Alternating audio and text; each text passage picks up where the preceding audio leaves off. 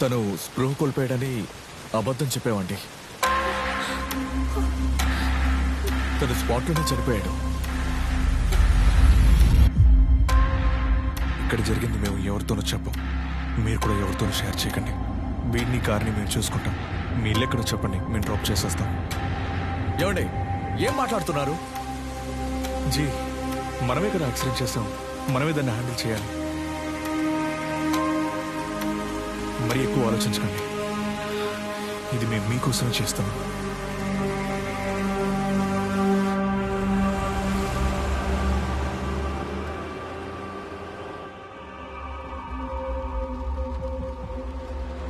ఇక్కడే ఆపేయండి.